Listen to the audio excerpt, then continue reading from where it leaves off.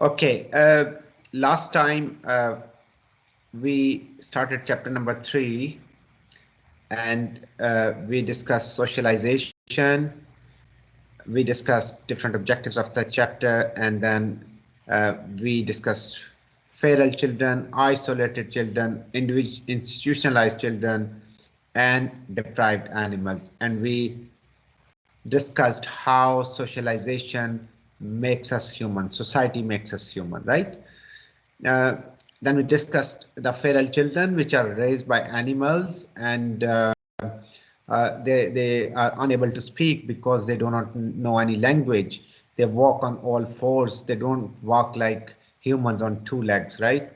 Um, we discussed various examples. Then we discussed isolated children who are isolated in their childhood, and they cannot develop their full personality, their complete personality, because they remain isolated. Language is the key. When we learn language, we preserve our culture, right? Then we discussed different examples of institutionalized children. We discussed that children who live in jails or in those place orphanages, they are they hold lesser IQ. They're not that intelligent compared with other children, right? So um, we discussed deprived animals, and we discussed that even animals, we discussed the example of baby monkey, and we discussed even animals, if they are not socialized, they are not intelligent enough, right? And they cannot develop their full personality, right? um, we'll discuss different socialization methods, socialization processes into self and mind. And we discussed Cooley and Looking Glass Self. In that, we discussed that we imagine how we appear to those around us, right?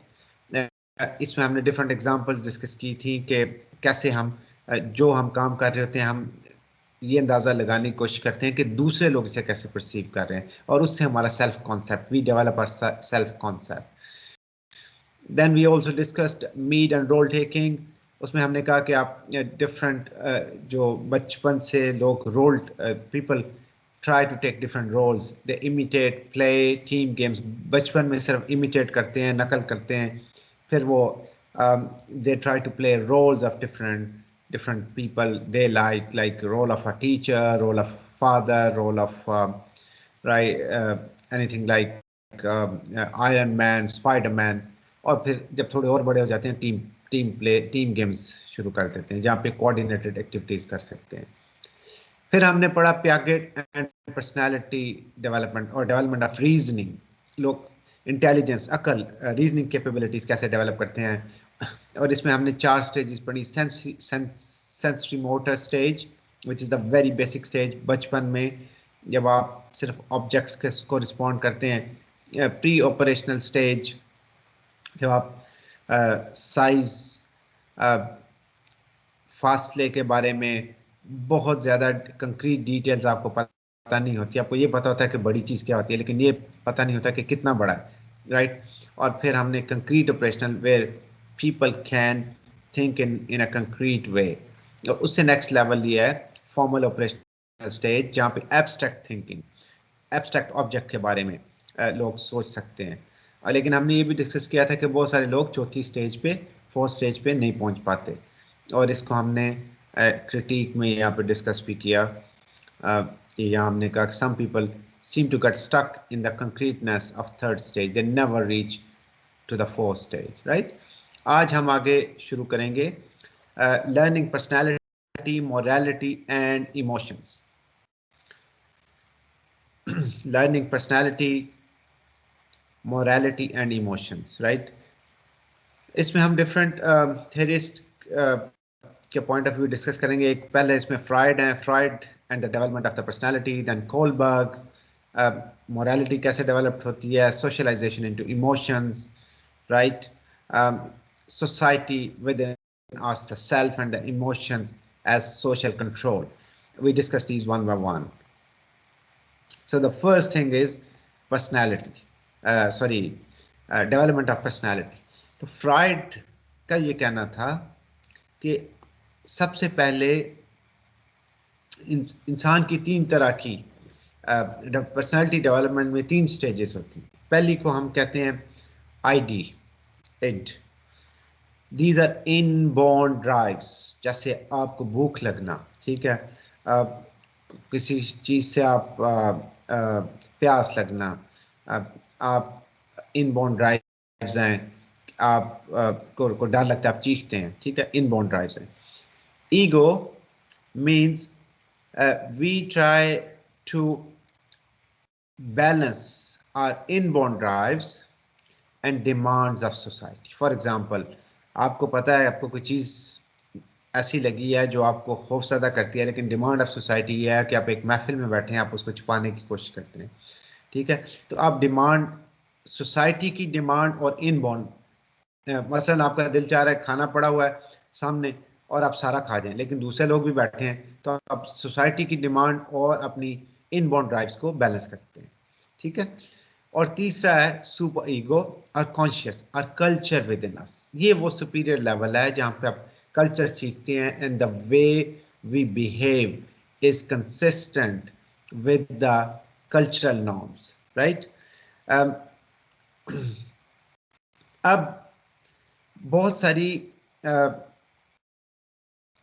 यानी subconscious motivations होती हैं.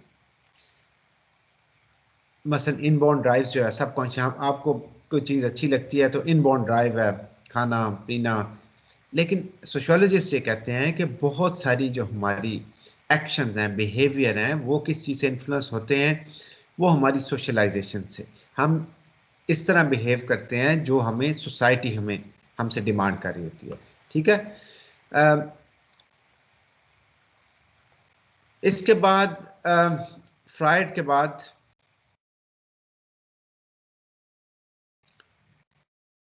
Kohlberg ने morality के बारे में बात की. Kohlberg ने डिस्कस किया कि मोरालिटी कैसे डेवलप होती है, ठीक है. मोरालिटी के बारे में कोलबर्ग ने ये कहा कि मोरालिटी जो है वो that begins at childhood. We are amoral. Amoral का मतलब ये है कि शुरू में हमें मोरालिटी की कोई सेंस नहीं होती, अच्छाई बुराई का हमें पता नहीं होता जब हम पैदा होते हैं. ये कोई इनबॉर्न ड्राइव्स नहीं है. हम प्री कन्वेंशनल स्टेज में एंटर होते हैं बचपन में, जिसमें हम we learn the rules, we learn what we need to follow. जैसे हम बहुत छोटे हैं, बचपन में माँ बाप हमें ट्रेन करते हैं. छोटा सा बच्चा कोई ऐसी हरकत करता है, बड़े बच्चे को थप्पड़ मारता है तो कहते हैं नहीं नहीं बड़ों को नहीं मारते, ठीक है. तो जो सोसाइटी के रूल्स होते हैं वो हम डेवलप करते हैं, और इससे हमें पता चलता है कि अच्छा क्या और बुरा क्या. यानी शुरू में इनका कहना है कोलबर्ग का कि बहुत सारे लोग कहते हैं ना इंसान पैदाइशी तौर पे उसमें अच्छाई और बुराई की तमीज़ होती है. तो कोलबर्ग का कहना यह था कि नहीं, हम असल में जब पैदा होते हैं तो ए मॉरल होते हैं. हमारी ना हम मोरालिटी के डिफरेंट स्टैंडर्ड्स में हम तमीज़ नहीं कर सकते, डिफ्रेंशिएट नहीं कर सकते, ठीक है. अब हम प्री कन्वेंशनल स्टेज में बचपन में एंटर होते हैं, जिसमें हम रूल्स लर्न करते हैं, we simply need to follow. फिर नेक्स्ट स्टेज आती है जिसमें कन्वेंशनल स्टेज, जिसमें हम एक लेवल आके रूल से आके वैल्यूज और नॉर्म्स लर्न करते हैं कि सोसाइटी क्या हमसे चाहती है, ठीक है, सोसाइटी की एक्सपेक्टेशंस क्या हैं. और फिर उसके बाद post conventional stage. Post conventional stage का मतलब है कि in which we can reflect on abstract principles of right और रॉन्ग.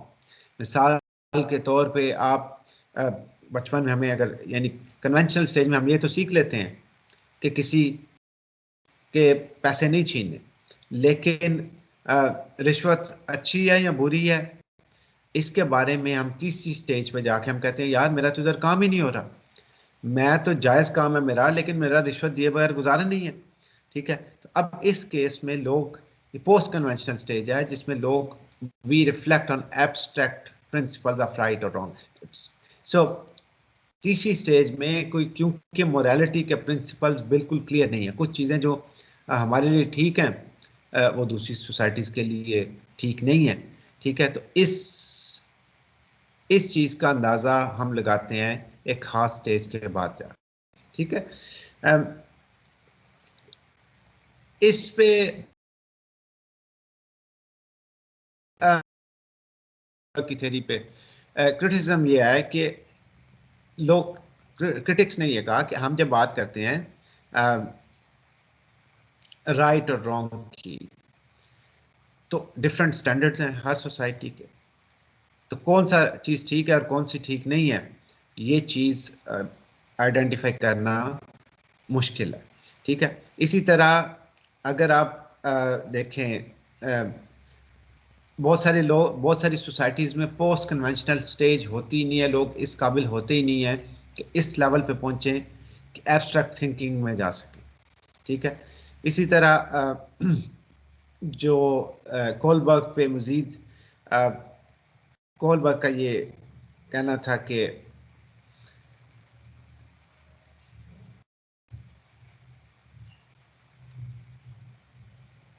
कोलबर्ग ने ये कहा कि शुरू में हम ए मोरल होते हैं। ठीक है। ए मोरल का मतलब हमारे में कोई सेंस, तमीज़ ये नहीं होती अच्छे या बुरे की। लेकिन कुछ रिसर्चेज ऐसी हुई, जैसे research with babies under 1 year, इसमें ये चीज़ पता चली कि बहुत छोटे बच्चे, इवन 1 साल से छोटे बच्चों में भी फेयरनेस, क्या फेयर है और क्या अनफेयर है, उसको वो डिफ्रेंशिएट कर सकते हैं। इसलिए जो कोहलबर्ग का ये पॉइंट है कि शुरू में हम ए मोरल होते हैं और फिर हमें राइट और रॉन्ग जो सोसाइटी सिखाती है, ये बात इस पर क्रिटिसिज्म किया कि नहीं, छोटे बच्चों को भी सही और गलत की तमीज़ होती है। ठीक है ना। इसमें बहुत सारे, यानी आपने शायद सुना हो कि इसमें कुरानिक पॉइंट ऑफ व्यू भी है कि मतलब कुरान पाक में आया कि फलहमहा फजूरहा व तकवा, कि हमने, यानी उसकी कुरान की कई आयतों के मफहूम ऐसे हैं कि नेकी और बदी की तमीज़ जो है ना इंसान के दिल में डाल दी गई है। ठीक है। तो इसलिए कई जो क्रिटिक्स हैं कोहलबर्ग के, वो ये कहते हैं कि ये बात सही नहीं है कि पैदाइशी तौर पर इंसान ए मॉरल होता है, उसे मोरालिटी की तमीज़ नहीं होती, बल्कि दोनों चीज़ों की तमीज़ बचपन में इंसान के दिल में होती है। ठीक है। अच्छा, अब फिर इसी तरह एक चीज़ ये है कि जिसे हम कहते हैं cultural relativity of morality. Her culture में मोरालिटी के स्टैंडर्ड्स फ़र्क है, मोरालिटी के स्टैंडर्ड्स फ़र्क है। यानी आप कई चीज़ें जो एक कल्चर में मॉरल हैं, दूसरे कल्चर में मॉरल हैं। फॉर एग्जांपल, शॉर्ट ड्रेसिंग, ख़वातीन के लिए, लड़कियों के लिए शॉर्ट स्कर्ट्स पहनना, अभी हमारे, हम समझते हैं ये मोरालिटी के खिलाफ है, वेस्ट में इट इज़ परफेक्टली एक्सेप्टेबल। ठीक है। सो कल्चरल रिलेटिविटी के हिसाब से, जिसे हम हया कहते हैं, हम कहते हैं हया की वजह से उसने नज़रें नीची कर ली, वो कई वेस्टर्न कंट्रीज़ में कहा जाता है कि जी ये तो कॉन्फिडेंट नहीं है, ये नज़रों से नज़रें नहीं मिला सकता। इसलिए वेस्टर्न लिटरेचर आप सारा पढ़ें तो आपको पता चलता है कि बहुत ज़्यादा फोकस किया जाता है आई कॉन्टैक्ट पे, because it signifies confidence, right. So cultural relativity, जब हम मोरालिटी की बात करते हैं तो एक ये भी चीज़ है कि कल्चरली, क्योंकि there is cultural relativity of morality. Morality standards in one country are different from the morality standards in other countries, right? So, socialization into emotions.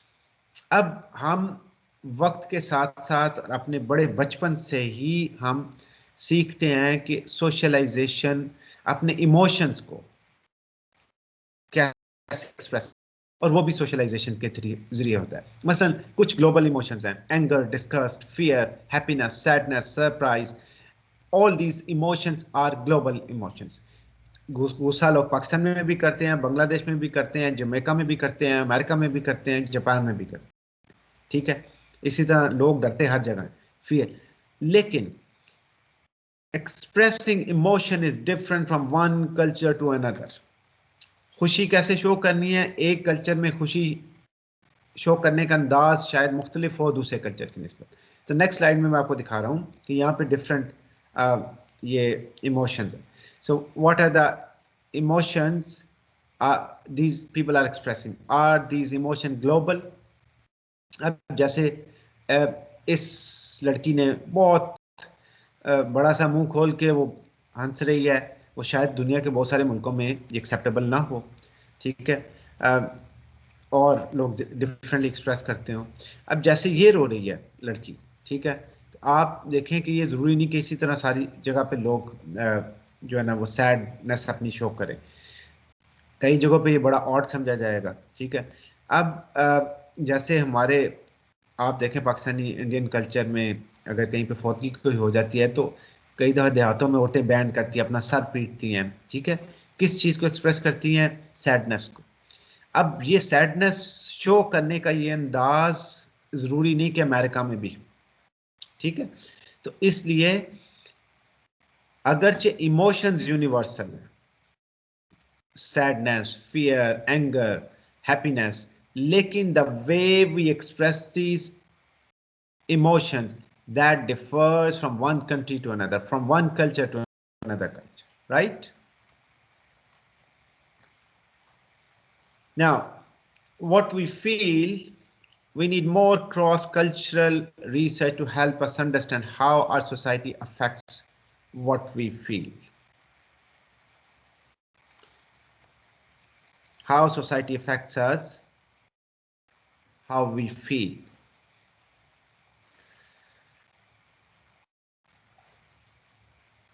अच्छा, पहले तो हमने कहा कि ये हमें इमोशंस जो सोसाइटी है हमें बताती है कि हमने कैसे मुस्कुराना है, कैसे खुशी मनानी है, ठीक है. लेकिन इससे अगली स्टेज ये है, हम ये कह रहे हैं कि we need more cross cultural research to help us understand how our society affects what we feel. एक अगली स्टेज ये है कि इवन जो आपने मुस्कुराना है, ये सोसाइटी आपको गाइड करती है कि आपने किस चीज़ पे खुश होना है और किस चीज़ पे नाराज होना है.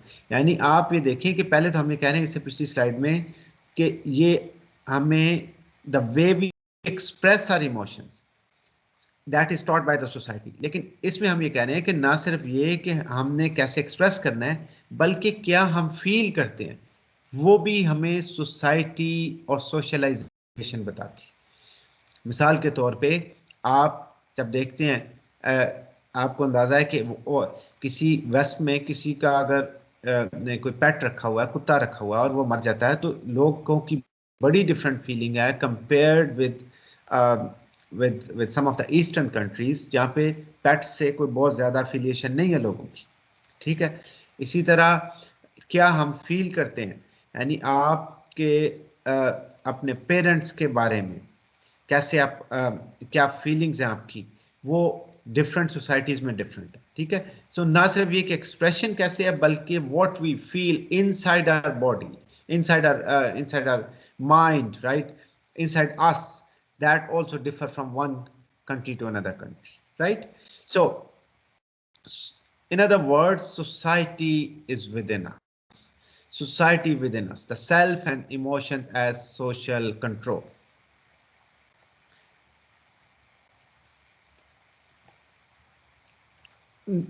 Now, the way in which we express our emotions are culturally determined. ठीक है, किस चीजों से culturally? Social class, gender, culture, right. आप डिफरेंट सोशल क्लासेस में यानी खुशी मनाने का अंदाज फर्क है, ठीक है. डिफरेंट तरीके से लोग कई चीज़ें एक्सप्रेस करते हैं. जैसे लड़के को शर्म आ रही है तो डिफरेंट तरीके से एक्सप्रेस करेगा, लड़की को आ रही है डिफरेंट तरीके से एक्सप्रेस करेगी, राइट. इसी तरह कल्चरल इफेक्ट्स पे हम ऑलरेडी बात कर चुके हैं. नाउ ये सारी सेटिंग्स जो है ना, cultural setting, gender, class setting, right, ये हमें बताती हैं कि हमने how we would express ourself, right. Now अब ये जो चीज़ें हैं ना, ये सारी इन्फ्लुएंस होती हैं हमारी expectations of family and friends, the way we express ourself, is influenced by expectations of family and friends. अगर family और friends और कल्चर ये एक्सपेक्ट करता है कि आप लड़कियां आपने रोना नहीं है, आप बहादुर बने, आपको चोट लगी है तो आपने मुस्कुराना है, ठीक है, तो आप उसी तरह से रिएक्ट करते हैं, ठीक है. सो that leads us to the concept social mirror. Social mirror, right? What does social mirror mean? Your social mirror then, the result of your being socialized into a self or emotion, set up internal controls over your behavior. यानी इसका in other words आप ये देखते हैं कि society आपसे क्या expect करती है, उसी के मुताबिक आप अपने आप को कंट्रोल करते हैं. You apply control on your self and express according to the expectations of the society, expectations of the family, expectations of the friend. So हम complete, ये जो पहला line है ना इसकी, are we free? We are not completely free. We are bound by the expectations of family and friends. Society is social mirror. हम देखते हैं सोसाइटी हमारा किस तरह का चेहरा देखना चाहती है, हम उसी तरह का चेहरा दिखाने की कोशिश करते हैं, ठीक है. अच्छा, अब देखें socialization into gender. Socialization into gender. अब कहने को तो बायोलॉजिकल डिफरेंसेस हैं, मेल फीमेल डिफरेंट है, ठीक है, लेकिन सोशलाइजेशन हमें सर्टन जेंडर रोल्स में जो है ना वो सर्टन जेंडर रोल्स हमारे लिए डिटरमिन कर देती है. फॉर एग्जांपल, लड़के ने वो क्या पहनना है, पैंट शर्ट पहनना है या शॉर्ट्स पहनने हैं, व्हाटएवर. लड़की ने अगर वेस्ट में है तो स्कर्ट पहननी है, हमारे मुआशरे में है तो इसने देख जो भी शलवार कमीज पहना है. तो अब हम क्या करते हैं, यानी आप ये देखें कि पहली चीज ये है कि जेंडर, जो attitudes and behaviour expected of us because we are male और फीमेल. आप एक अगर बंदा है मेल और वो गली में किसी देहात में है, गुल्ली डंडा खेला जाता है, बड़ा कॉमन था किसी ज़माने में, या वॉलीबॉल खेल रहा है, ठीक है, तो या आप वो कोई ऐसी मेल जो टिपिकल मेल गेम समझी जाती हैं, अगर वही गेम्स फीमेल खेलती हैं तो ऑड समझा जाता है, ठीक है. इसी तरह जो डिफरेंट जेंडर एटीट्यूड और बिहेवियर हम एक्सपेक्ट करते हैं मेल और फीमेल से, हम ये एक्सपेक्ट करते हैं, यानी आप अंदाज़ा करें कि एक घर में आपके मेहमान आए और जो बेगम साहिबा हामद को कहें कि ज़रा उठ के ना खाना तैयार कर दें, तो मेहमानों ने क्या कहना है, वो बातें बनाएंगे बहुत सारी, वो कहेंगे कि ना भी इसके घर में तो हामद काम करता है. वो हामद जो हर रोज़ बेगम के लिए खाना बनाता है, जब मेहमान आएंगे तो उस बेगम ने कहना है आप तो बैठ से तशरीफ रखें, मैं हूं ना काम करने के लिए. अब ये सारी चीज़ें हमने सर्टन रोल्स हैं, सर्टन बिहेवियर जो सोसाइटी एक्सपेक्ट करती है और हम उसी के मुताबिक बिहेव करते हैं, ठीक है. यानी हम ये एक्सपेक्ट करते हैं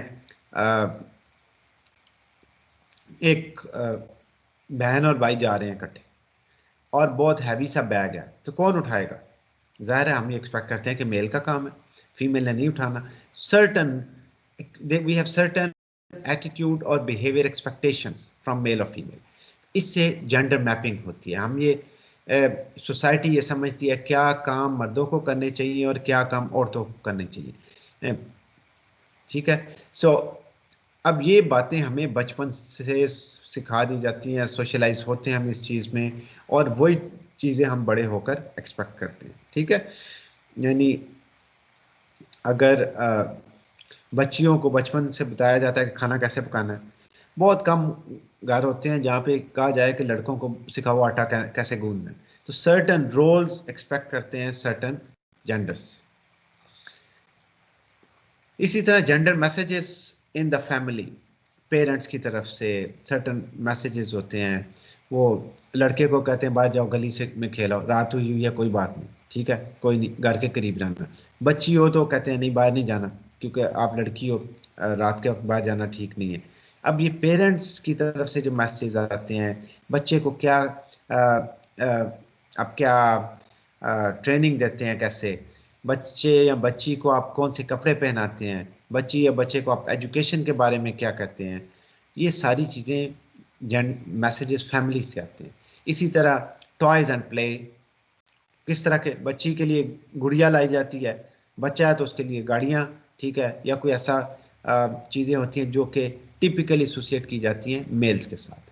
इसी तरह गेम्स कौन सी खेलनी है, ठीक है।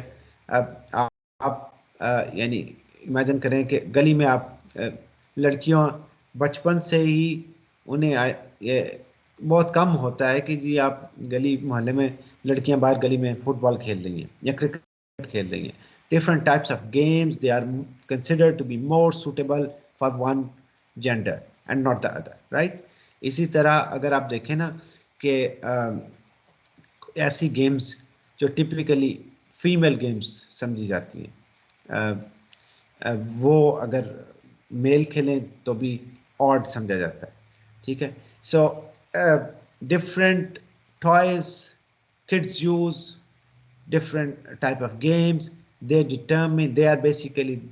basically groom us into different personalities। और ये हमारी फैमिली हमें बताती है, पेरेंट्स बताते हैं हमें किस तरह के टॉय से खेलना है, कौन सी गेम्स खेलनी है, कौन सी नहीं खेलनी, बिकॉज वी आर मेल और फीमेल, राइट। यानी आप देखें ना कि बेशक अभी आर्मी में, एयरफोर्स में भी लड़कियां हायर की जाती हैं, लेकिन जनरली समझा जाता है कि लड़ना, गन फाइटिंग, ये सारे मेल जॉब्स हैं, ठीक है।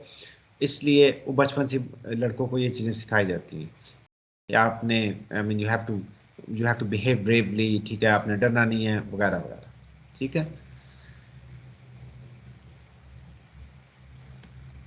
अच्छा जी। Then comes gender messages from piers.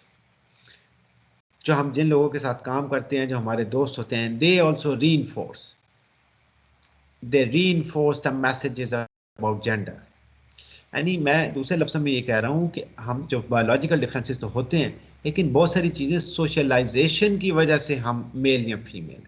यानी मैं ये एक्सपेक्ट नहीं कोई मुझसे करता कि मैं हया के तौर पे लड़का होके मैं दुपट्टा लेके बाहर निकलूँ, ये सोसाइटी ने हमें बताया, ठीक है। ये कोई मेरे बायोलॉजिकल हिस्सा नहीं है कि मैंने किस तरह के कपड़े पहनने हैं, मैंने किस तरह ऊंची आवाज़ में बोलना है। लड़का अगर बाहर खड़े होकर जो ना आवाज़ दे रहा है दूसरे दोस्त को उसके घर से के बाहर आ, और इसी तरह लड़की अगर बाहर खड़े होकर आवाज़ें दे रही है कि फलां फलां फलां बाहर आ जाओ, तो बड़ा ऑड समझा जाएगा, बड़ा डिफरेंस है इसमें। तो मैसेजेस जो हमारे फैमिली से मिलते हैं, इसी तरह peer groups, girls reinforce images of appearance and behavior appropriate for females। ये बातें हमें मर्द नहीं बताते, औरतें खुद बताती हैं। यानी आप क्लास फेलोज जो हैं वो एक दूसरे को बताती हैं कि ये कपड़े नहीं तुम्हारे ठीक, ये इस तरह की जो है ना वो यानी आपको इस तरह का गेम्स नहीं खेलनी चाहिए, ठीक है। अप्रूवल या एक्सेप्टेंस या डिसअप्रूवल जो आपको कोलीग से मिलती है, पीयर से मिलती है, यूनिवर्सिटी फेलो से मिलती है, ये सारी चीज़ें भी रीइंफोर्स करते हैं मैसेजेस कि हमने क्या काम करना है जेंडर के हवाले से, वेदर वी मेल और फीमेल, और क्या नहीं करना, ठीक है। Boys police one another's interest and ways of discussing sex or violence, ठीक है। एक दूसरे को ध्यान रखते हैं क्या काम, यानी वायलेंट बिहेवियर तो नहीं कर रहा कोई, या कर रहा है तो उसे इनकरेज करना है या मना करना है। इसी तरह ये जो सारे मैसेजेस हैं जेंडर रोल के, ये आपको कार्टून्स में भी नजर आते हैं कि लड़की उन्होंने बड़ी कई दफ़ा नाजुक सी बनाई होती है और लड़का जो है वो लड़ने झगड़ने वाला बनाया होता है फिल्म में, कार्टून्स में। ये आपको मैसेजेस रीइंफोर्स होती हैं। जेंडर मैसेजेस इन mass media like television, movies, cartoons, video games, advertising. अब आप देखें अपने एड्स, तो एड्स में क्या आता है कि बंदा घर से कमा के आ रहा है ऑफिस से और लड़की ने घर में खाना तैयार किया हुआ है। अब ये मैसेजेस हैं जो कि मीडिया के जरिए रीइंफोर्स किए जाते हैं, ठीक है। कार्टून में बताया जाता है कि लड़की किस तरह बिहेव करें, किन चीज़ों से खेलें, ठीक है। लड़के किन चीज़ों से, मेल किन चीज़ों से खेलते हैं, किस तरह बिहेव करते हैं, वगैरह वगैरह। यानी आयरन मैन, स्पाइडर मैन, ये आप देखें मेल कैरेक्टर के उड़ के जा रहा है, किसी की हेल्प कर रहा है, लड़ रहा है, झगड़ रहा है, फायरिंग कर रहा है। ये आमतौर पे कम आपको कार्टून में नजर आता है कि फीमेल कैरेक्टर है और वो सारों को जो है ना लड़ झगड़ के, या उसने हाथ में तलवार पकड़ी हुई है या कोई गन पकड़ी हुई है और वो दूसरों से लड़ रही है। ठीक है। इसी तरह टेलीविजन में मैसेजेस आप देखते हैं, एड्स में मैसेजेस देखते हैं कि यानी वो मल्टी फॉर्म का ऐड है जी, मेरी नन्ही कली अपने घर को चली हैं, तो वो बताया जाता है कि लड़कियां कैसे वो गमगीन हो रहा है बाप, और लड़कियां अल्टीमेटली शादी करेंगी और चली जाएंगी। अब ये कम ही बताया जाता है कि जो ना लड़के का बाप रो रहा है कि मेरा जो ना नन्हा बच्चा वो अपने घर को जा रहा है। तो ये सारी चीज़ें मीडिया के ज़रिए मैसेजेस री होते हैं कि हमारा सोसाइटी में पोजीशन क्या है, हमारा रोल क्या है, हमसे एक्सपेक्टेशंस क्या है। ठीक है।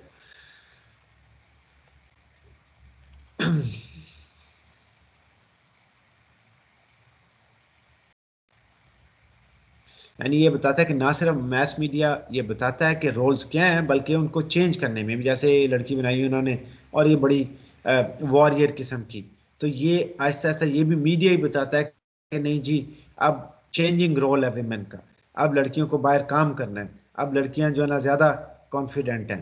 ठीक है। लड़कियों को बहुत सारे एड्स में बताया जाता है कि ना वो घर संभाल रही हैं।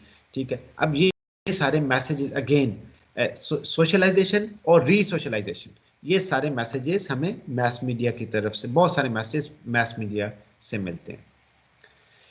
Agents of socialization, agents of socialization include the family, neighborhood, religion, daycare, uh, the schools, peer groups, work groups। अब इन्हें हम एक एक करके डिस्कस करते हैं।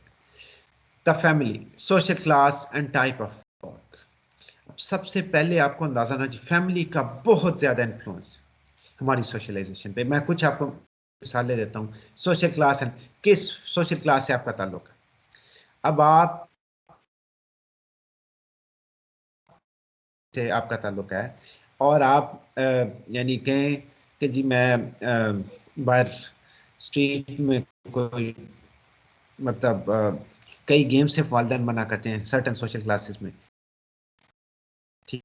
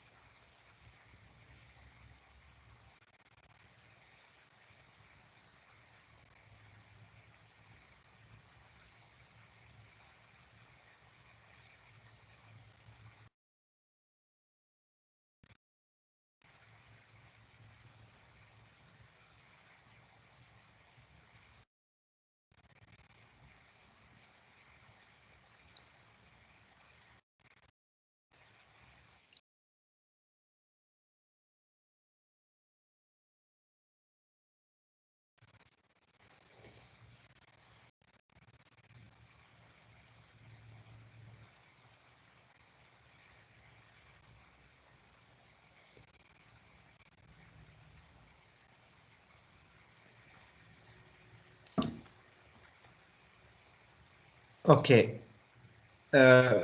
थोड़ा सा नेटवर्क का प्रॉब्लम था, तो अच्छा। तो सोशलाइजेशन मैं आपसे अर्ज कर रहा था कि बहुत सारी गेम्स आपको खेलने की इजाज़त नहीं होती सर्टन सोशल क्लासेस में। यानी और फॉर एग्जांपल अगर जो बहुत सारी इंडोर गेम्स हैं जैसे बाउलिंग और जो यानी गेम्स ऐसे हैं जो सिर्फ कुछ क्लब्स में खेली जा सकती हैं। ठीक है। अब वो एक ख़ास सोशल क्लास तक महदूद है। हर सोशल क्लास में, गांव में, देहातों में गरीब लोग जो खेलते हैं वो बड़ी डिफरेंट गेम्स होती हैं। उन्हें बताया जाता है, छोटे छोटे बच्चों को घरों से बाहर फिर रहे होते हैं, एक खास सोशल क्लास में ये बिल्कुल एक्सेप्टेबल है, दूसरी सोशल क्लास में नहीं है। कौन सा काम करना है आपने, कौन सा काम नहीं करना। अ, आप मिसाल के तौर पे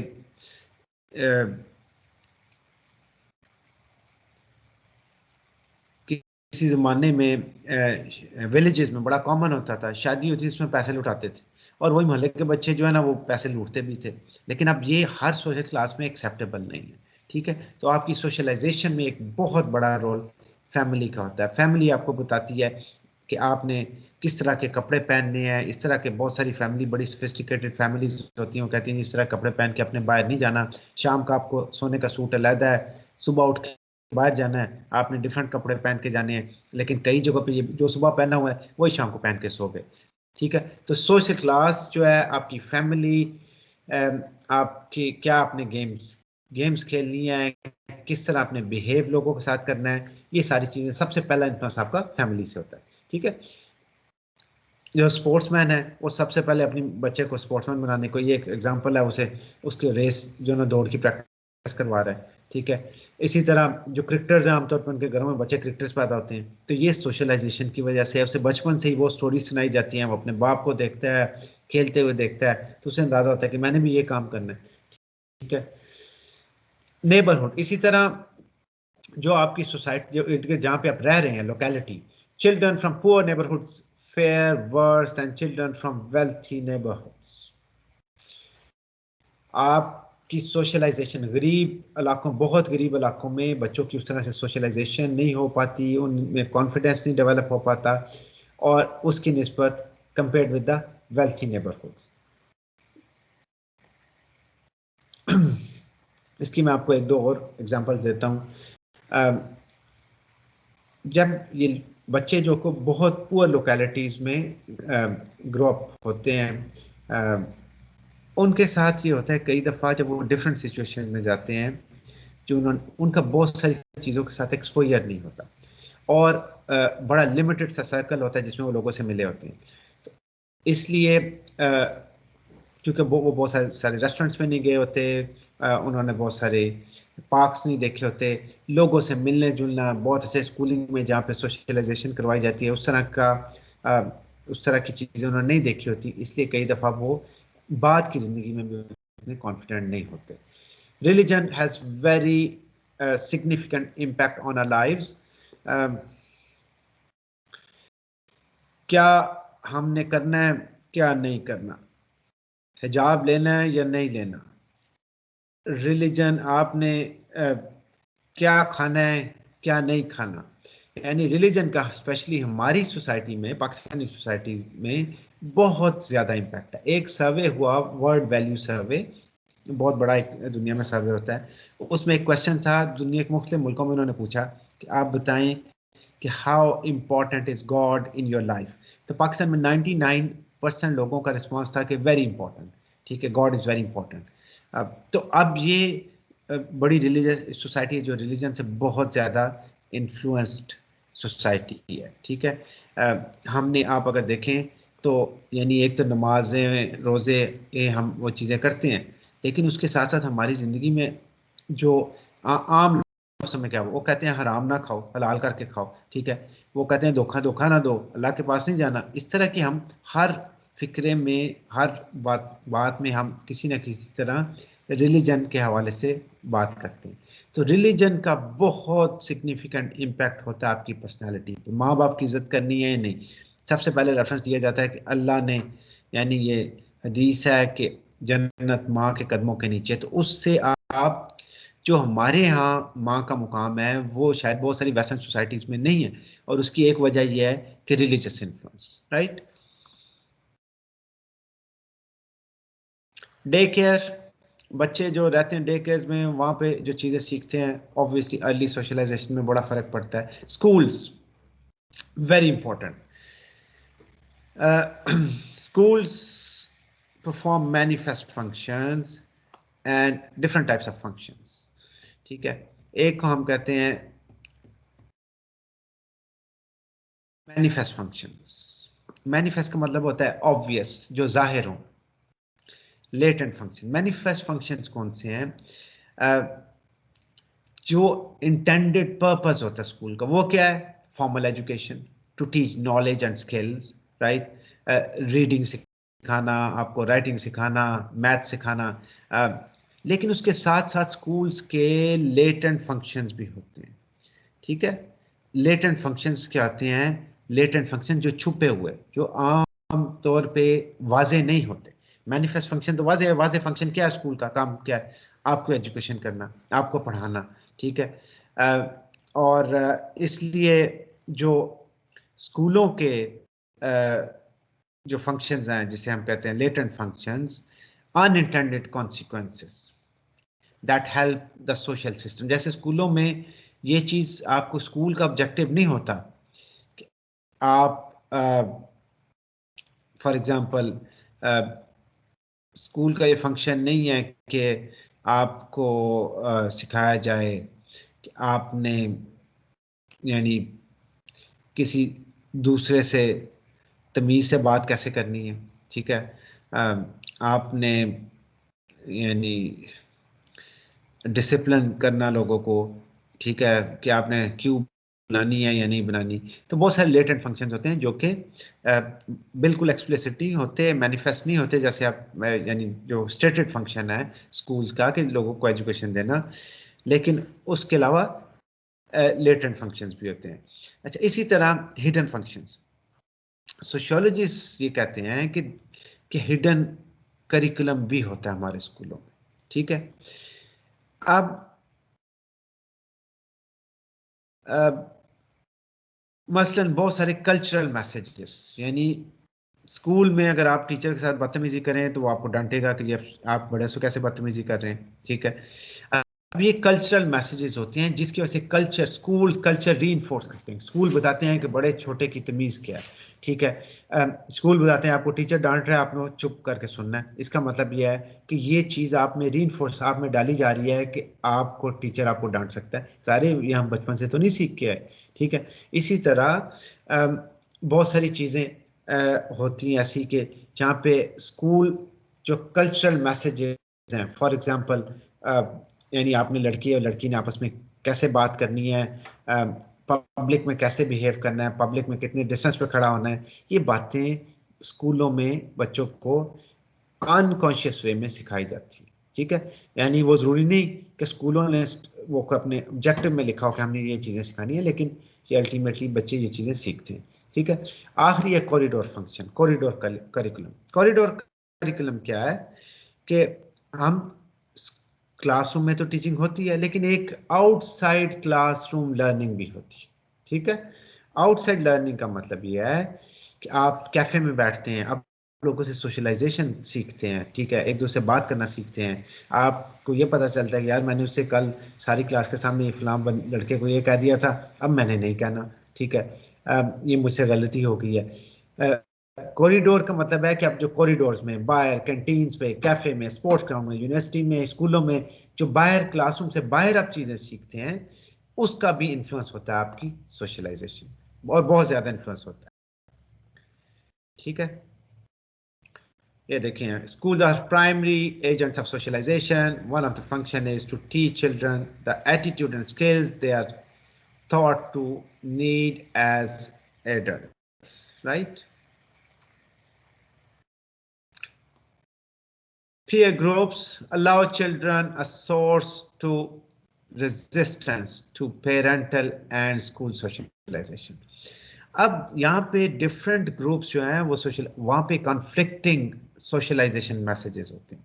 यानी एक तरह हम कह रहे हैं कि स्कूल सिखाते हैं बहुत सारी चीज़ें, लेकिन वही बंदा जब दोस्तों में जाता है, माँ कहती है कि बेटा जल्दी गा रहा, दोस्त कहते हैं यार तू जल्दी गा जाएगा, तू बच्चा है, जवान हो गए, इधर ही रह।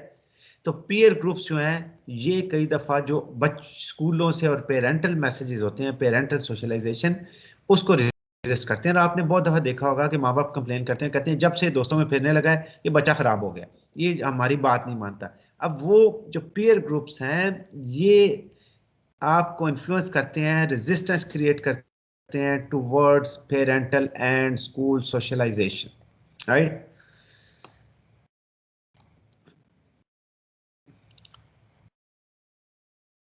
अब पीयर ग्रुप्स जो लॉन्ग टर्म में जिनके साथ अपने हैं वो हमारी लाइफ्स को डोमिनेट करते हैं, ठीक है ना।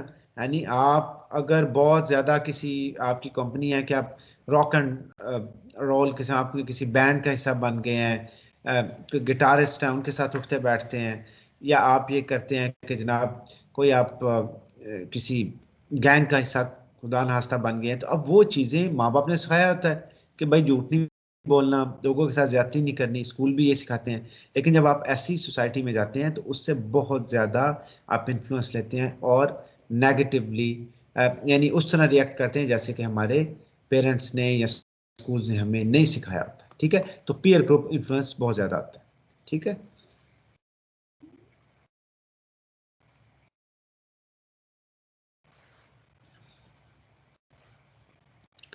these are different examples. Uh, the workplace is another source of socialization.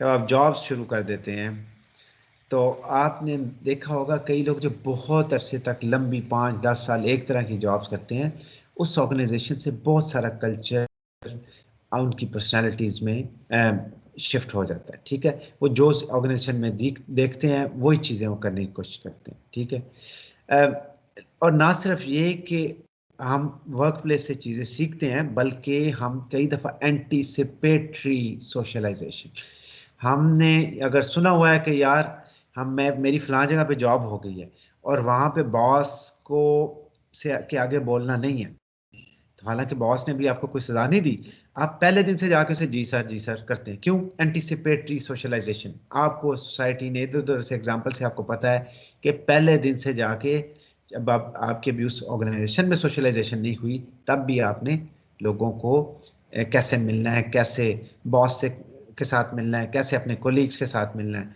ठीक है, और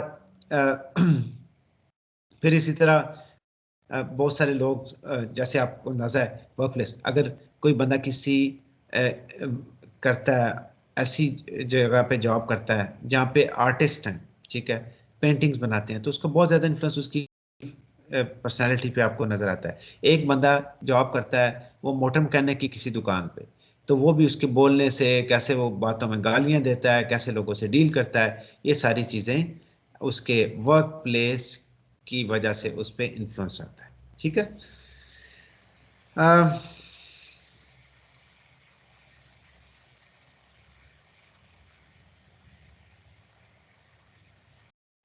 अच्छा जी, अब नेक्स्ट है जी रीसोशलाइजेशन। ये हम नेक्स्ट पार्ट में हम ये कवर करेंगे। अभी आप यहाँ तक हम डिस्कस करते हैं तो हमने डिफरेंट इन्फ्लुएंसेस देख लिए, हमने देखा, हमने डिफरेंट एग्जांपल्स डिस्कस की, कैसे वर्क प्लेस, कोलीग्स, फैमिली कैसे इन्फ्लुएंस करते हैं, और कैसे हम हम जो कर रहे हैं उसमें इन सारे इंस्टीट्यूशंस का क्या रोल है। ठीक है, so I am stopping the recording, right, and if you have any question, you can just you can discuss those questions, right? So we'll stop the recording here.